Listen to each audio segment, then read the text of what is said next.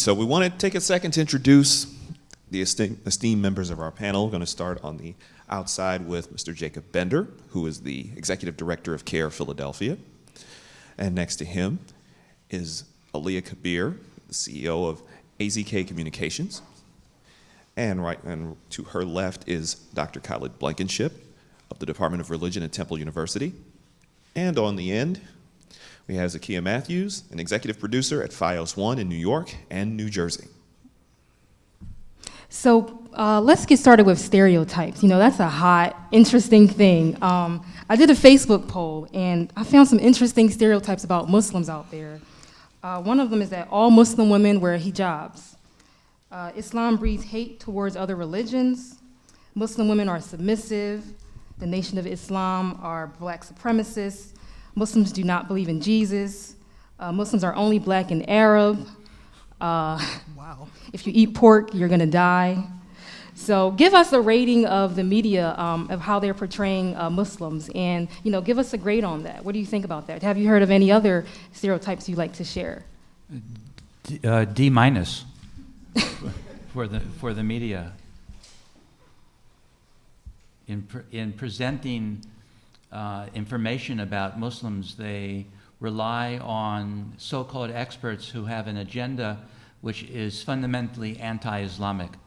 And it presents, stereotypes come from information that people get off the media. It doesn't evolve by itself.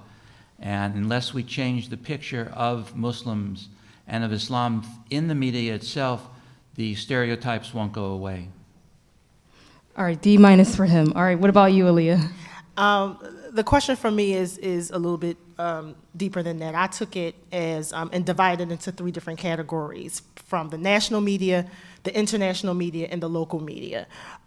Nationally, straight out F, flat out F, they are failing the Muslims, and they are failing the country, because the national media is designed to be anti-Islamic, anti-Muslim. It's our turn now to be the hated ones. It is always has been a tradition in this country for this country to select someone to blame, whether it's the Japanese, whether it was black people, whether it's the immigrants, whether it's women, it's somebody to blame, and now it's the Muslims. So for that, flat out F. Internationally, I had a chance to travel to Australia and see the media on that side, particularly when they were reporting on the Syrian refugee situation that's going on now. It's a lot more compassionate. They show a very balanced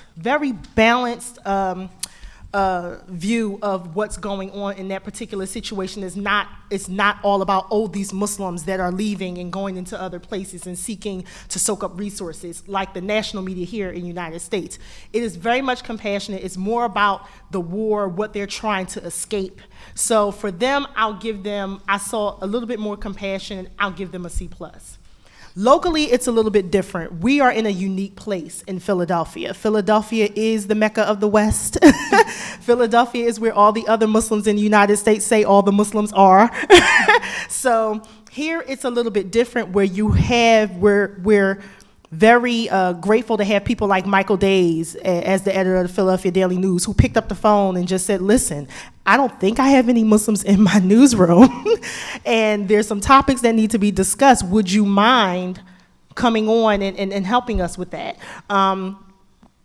Philadelphia is in such a unique place where you have people who recognize that there is 250,000 Muslims here in the Delaware Valley area, and there's a need for people who look like me to tell the story of Muslims. So for that, I would give the local media, because they understand that there's an issue, and they reach out on those 3 levels of broadcast television, broadcast radio, and print to say, we need some help with this. So for me, it's a B for the local. Dr. Blankenship?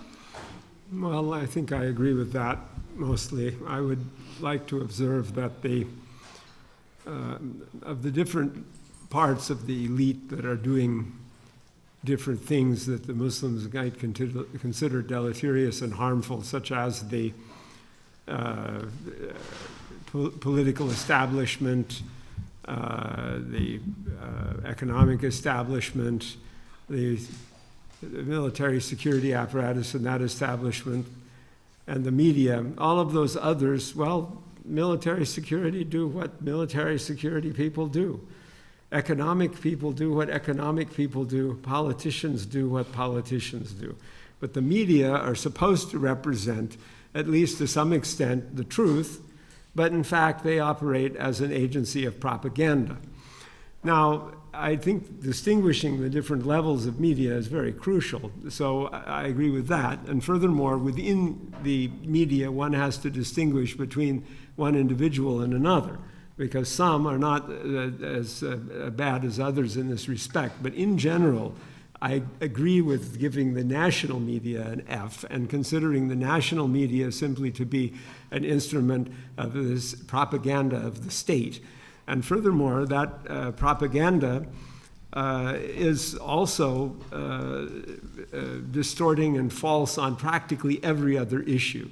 There's almost nothing that the media reports honestly in any respect about anything. Economic news, all false. Other foreign news, all false. On Russia and China, all false. Everything they report practically is informed by the political agenda of the 0.0001% who run things.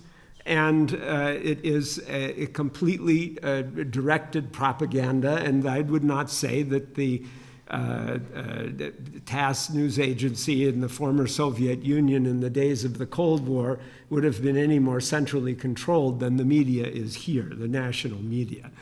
And I think that morally, the moral claim against the media and its representatives is greater than the claim against the other representatives of the establishment in the country. And even in the internal politics of the country, you can observe this happening, where you can see that there is a 100% consensus in the media against the candidate Donald Trump, yet he has half of the vote. How is that? We'll get to Donald Trump, don't worry. Zakia? Well, I think that a part of the push and pull and the issue is that I think Aaliyah is correct. You definitely have to break it down between international, national, and local. And I think especially on the national level, where I spent the first half of my career, I think they really think they know what they're talking about. And the problem is they don't. They will often have, we're talking about Muslims in the media. So a lot of times my thing with the people who book for the shows, that we have bookers, if you're not familiar with, those are the people who bring on, who are responsible for wrangling the guest onto the various programs. And the problem is they're talking about Muslims in the media. They will have maybe 3 guests in a segment. None of them are Muslim. How are you having that conversation? That conversation is it's completely disrespectful. It shows a lack of wanting to get to the truth. So it's hard for me to listen to criticism about the media. I got into it because I love it and I hated it all at the same time. And I thought the only way to do anything was to become a part of it, right? So, but it's hard not to allow people to have their really harsh criticisms. I understand where they come from, because when you see that, if you're not in a position, everybody's not an executive producer. So they're not gonna listen to the AP who's running copy across the floor when they say, hey, there's no Muslims on your panel or on your segments, and you only talk to Muslims from the Middle East and you never talk to Muslims from other cultures who have completely different perspectives and will give you different answers. And I think a lot of that is the problem. They think that they know what they're talking about, and unfortunately they don't, because they're not even tapping the right resources to even begin to get have the conversation that they need to have. And Zakia, you work in the newsroom, and Ms. Aaliyah, you are connected to the community. Why do you think, Aaliyah, the Muslims aren't in the normal scope of coverage? Why is it only that during a terror attack or something that happened in Paris or a robbery, Muslims aren't the normal scope of coverage? Because we're really not seen as part of the American landscape. They don't care anything about us. You know, we're just kind of the annoyance for the moment. Because I am connected with the community, and because of my background in media, I'm able to use those networks and put them together. And often what I find is that because people have already been exposed to so much stereotyping, that's the only time they come to a mosque or seek out, any Muslims where there's some sort of tragedy that's going on and there's a Muslim involved. They don't do that when, a Christian shoots up a movie theater. No one runs down to the church that he belonged to. It's always about the person's religion when it's a Muslim.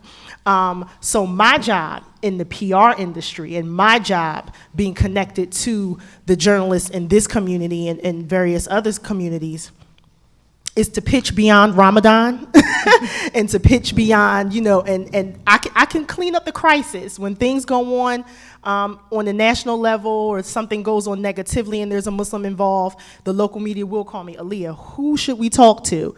More importantly, who should we not talk to? But my job is to keep us, to continue to pitch positive stories so they have there's no way they can ignore who we really are. So all throughout the year, and some of the journalists here will tell you, I'm in their email boxes. Well, there's a story about this Muslim, or there's a story about, halal products and how they are really affecting our economy, how, manufacturers are making nail polish that are permissible for Muslim women, and, Target is now selling khimars and hijabs. So those are the things where I force them to say, okay, yes, that's a nice story about the terrorists. Mm-hmm. But here's 5 other positive stories, and you're going to pick one to report on. And I think that's my connection between, what I do as a public relations professional in the community that I serve. Zakia? I think there are several, or at least 2 things that happen. You have, I'll say it again, people who don't really understand or know where the right resources to tap in the newsroom. And I think when you're in a local newsroom, it's a little easier, especially when you are working directly with your producers, and these people often live in the communities where they're producing or reporting news. It's a lot easier to say, where is the predominantly Turkish, Irish, whatever, Catholic, Muslim, where can we find a concentration so we can go talk to these people and get them involved? And sometimes it is valid to go down to their church or to the masjid, and it doesn't have to be about anything negative. It can certainly be about a product that's available or something. But I think a part of it, when you're pitching those stories, I'm hoping that you're not just pitching, like if it's a woman who opened a business, it doesn't have to be that she is Muslim. Yes. Opening a business. She is just a woman who came up with this amazing idea, and she opened a business, and she's Muslim, because what you have to do is just see her as human, right? The Khimar, I think one of the things I always have to do when I meet, because I'm not the person who they expect to be in charge, and I'm not the person they expect to see coming in the room. And I think what I try to do is just do what I do, because then I think they realize this is not something that you need to be concerned about, because that's not even what we're here for necessarily. So I think that you have to, one, in the newsroom, part of the reason why I became a producer and then an executive producer was so that I could have that kind of input. I originally wanted to be a reporter, but then I realized I could actually have more say if I just keep my butt behind the camera. So I decided to do that, and when I'm working with younger producers and reporters, it's a great opportunity to teach them, because if you wait till they get to the national level where it is about a completely different way of covering the news, you've already missed that opportunity to teach them as they're growing and they're getting better. So there's that. The other issue I think sometimes is that possibly because of the negative coverage in the past, or possibly because of cultural reasons, there are times when even when I call the masjid and I give the salams, and they do not want to be on camera. They don't want to talk about it, even if it's something great, like there's a food truck festival, like in North Jersey, they have a halal food truck festival every year. And even when it's something like that, they're like, nope, don't want to talk to you, click. And that's an issue. You need to, if you're going to have an event, reach out to someone like Aaliyah or myself or someone who you tap your resources, send the emails out so that you can learn to have a relationship with the media that you're comfortable with. But don't always lock them out, because if you don't want them to come around just for the bad stuff, then you need to also invite them because sometimes, Aaliyah, we're just not invited either. And I see it time and time again. They don't want to talk to us. If you're not Muslim, they don't want to talk to you. If you're not a certain kind of Muslim, they don't want to talk to you. So there are issues on both sides, if I'm being honest. And that was going to lead into my next questions. Are Muslims open to media coverage? Does it depend on the locale? I know you said in North Jersey, Philadelphia. Jacob, I know you're with CARE, Dr. Blankenship. What is it like in your instances? Well, Muslims are usually open to coverage of some kind or other. For example, the other day, I had some students from that were working with WHYY came to the mosque where I preach on Friday and taped that. And the mosque community were very welcoming of them and pleased that that happened, and were not, unhappy, even though the women were not observing the covering up. But they didn't mind that, and because they think that's so important to say something on behalf of Islam. On the other hand, some people might be reticent, especially if they can't speak English well, and often the media have used people who can't speak English well as foils to defame their own religion by baiting them and running circles around them and then identifying them as the foreigners because they speak with a foreign accent. So someone like me, they would never have me on the media, but then that gets into another question about the different kinds of Muslims. Maybe you'll like to discuss that also as we go along. Sure. Jacob? The immigrant community, which is part of the broader Muslim community that we serve through the Council on American Islamic Relations, has tended to be in the last couple years, particularly since 9/11, apprehensive about talking to the media, as they are apprehensive about government snooping, government intervention, government harassment. And this comes from the experience of daily lives in the Muslim community. Many Americans who are not Muslim don't realize the extent of fear that is generated in the Muslim community by U.S. government policy abroad and by the so-called war on terror at home. Our lawyer in our office gets at least a dozen calls a month by people reporting that the FBI has come to their front door Sunday morning at 7 o'clock, knocks on the door and says, "You need to talk to us." And sometimes they're so afraid because they come from countries that where civil liberties are not enshrined in law.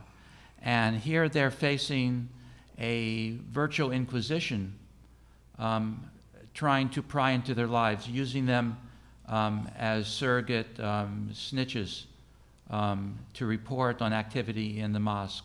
And so there's a lot of fear within the American Muslim community, particularly the immigrant part of it, as a result of American policy since 9/11. I'm glad you touched on fear because that'll lead us into our next topic, which is Islamophobia. Just a quick poll. How many people are afraid of spiders? Just raise your hand. Closed spaces, claustrophobia? Okay, Islamophobia is on that list too. Islamophobia is actually, I found the term phobia in Mayo Clinic online. And phobia, according to the National Institutes of Health, is a type of anxiety disorder. It is a strong, irrational fear of something that poses little or no real danger. There are many specific phobias, like we said, arachnophobia, claustrophobia, fear of closed spaces, and a Gallup poll referenced a rise of Islamophobia after 9/11 attacks. Many Muslims are being unfairly targeted, as Jacob mentioned, and discriminated against because of Islamophobia. Locally, we've seen a pig's head thrown at the Al-Aqsa Mosque in northeast or in the northern part of Philadelphia. And though we don't know why someone with the red pickup truck went to, drop a severed pig's head, we do know that Islamophobia is a part of that. And we do have one clip to show. These next 4 incidents all happened on Southwest Airlines. On November 18, 2015, 2 Arab passengers were blocked from boarding a flight because another passenger was afraid to fly with them because they spoke Arabic. I was like, why? He's like, because one of the passengers, he felt not safe flying with you guys. On the same day, also at Chicago Midway Airport, 6 passengers were removed from a flight because of their behavior. On April 6, 2016, Khairuddin Makhzoumi, an Iraqi student, was removed off of a flight for speaking Arabic during a phone call with his uncle. The FBI came to interrogate him and went as far as to say, tell me everything you know about martyrdom. On April 13, 2016, Hakima Abdullah, a Somali woman wearing a hijab, was removed off a flight for switching seats with another passenger. Last December, on American Airlines, 3 South Asian Muslim students and 1 Sikh student was removed from a flight for, wait for this, suspiciously upgrading. It was a flight from Toronto to New York City, and now there's a lawsuit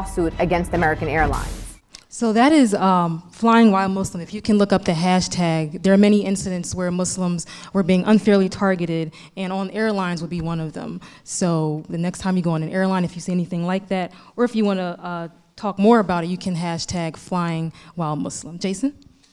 So when we talk about Islamophobia and how it's kind of permeated society, and I've listened to each of you, and all of you have extremely valid points about how our job as media members, in terms of our coverage, in terms of making ourselves more available to the Muslim community, as well as being able to try to get that dialogue going. When you look at Islamophobia, a lot of it comes from that lack of dialogue, where people don't understand what essentially how Muslim Americans are no different from anybody else. It's just a matter of who you worship. And you just look at what's gone on in the last year, where we go back to earlier this year following what occurred in San Bernardino, where there was the rash of governors who were just racing, Republican governors, I should note, who were racing to say, we are going to cut off Syrian refugees, including in my home state, Michigan.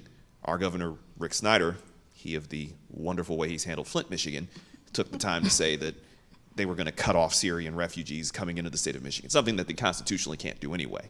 It was a symbolic gesture. Around that same time, 2 Republican presidential candidates, between Donald Trump, who'd already made the Muslim ban statement, and then Ted Cruz going further, saying we should send police into Muslim neighborhoods to almost like keep surveillance, essentially turning neighborhoods into concentration camps. There are statistics showing 52% of students, courtesy of CARE, 52% of students in California have been bullied or taunted because they're Muslim.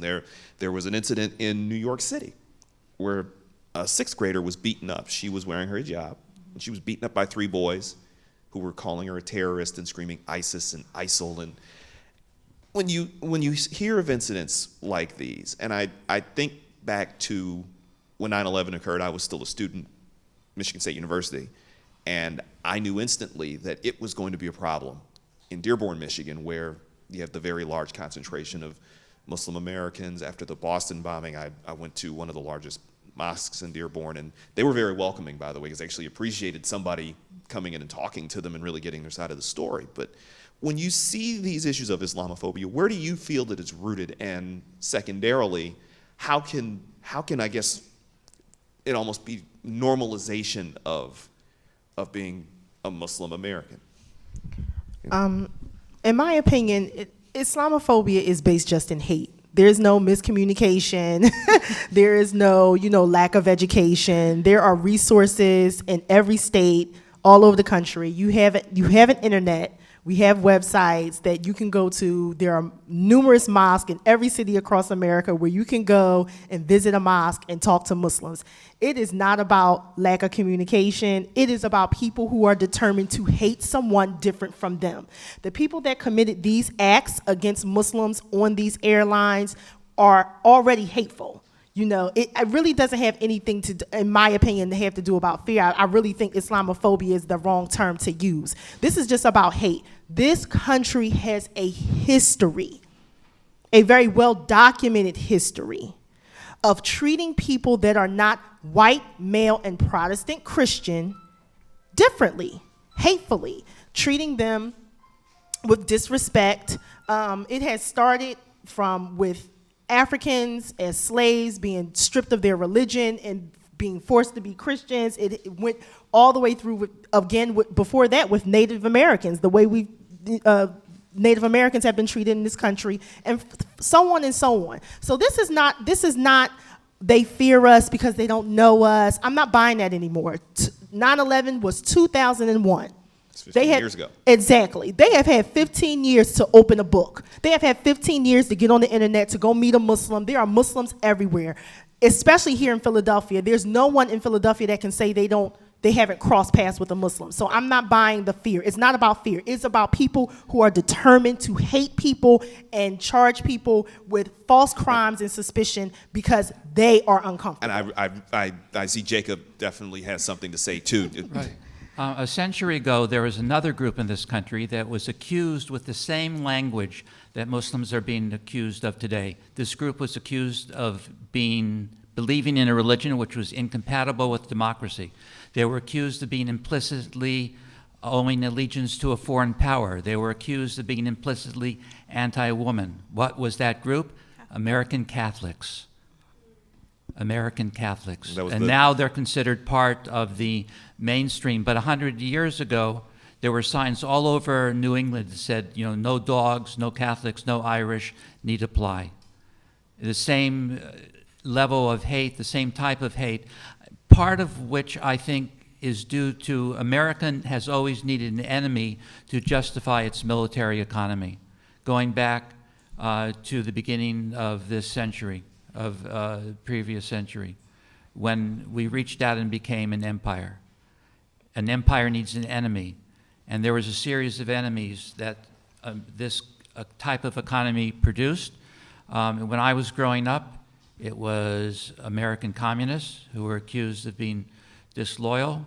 I remember the FBI coming to my own parents' house when I was 3 years old and asking, do you know so-and-so, can we look at your library? And my mother crying, saying, no, you can't come in, we have small children. This is part of the story of this country. And unless we realize the level of hate which is instilled to create this type of enemy, we will not be able to change the fundamental nature of this society. So I think I'm going to keep my response a little more narrow. I think in terms of only Allah can change someone's heart, right? Only your creator, God, whoever you believe, wherever your faith lies, you probably believe that is the only person who can truly change someone's heart. But what we can do as journalists and what you can do as viewers is first of all, diversify your news sources. Don't rely on just one station or one website. Or there's a lot, and in as much as people who are non-Muslim absolutely need to read and study. If you want to know, ask a question, go to the masjid. Most masjids will welcome you. I don't know anyone that would not. However, even as journalists, we also need to do our part. We need to do a little homework. I know we have deadlines. I'm real strict on deadlines. I get really uptight when you miss them. But that being said, you have to give yourself, you must do the work. And part of the work is consider your source once, twice, 3 times, and then do the work, do the background, and figure out who it is that you're talking to. If you are going to get a soundbite, and sometimes the news lives on sound bites. If you're going to get a sound bite from someone who has no love for Muslims, then you certainly should be balancing that out with someone who has a different opinion. And I think, because if not, all you do is give life to what we're calling Islamophobia, and I agree, it's kind of a weak term for something that is just hatred. But I think that you give it too much energy. The other thing is sometimes we play these images and words have so much power, and we play them over and over and over again. We don't tell the story differently. We don't always look for new angles, and I know in national media, that's a very popular thing. You stay with the one angle, you beat it into the ground, it's running every cycle all day. At some point, somebody has to take a minute, and I know it's a business, but you have to be able to, you have to take a minute and find a new angle so that you're getting a much more panoramic perspective of Islam, and that applies to anything. You need to have a much more panoramic view, and you can only do that by really exploring.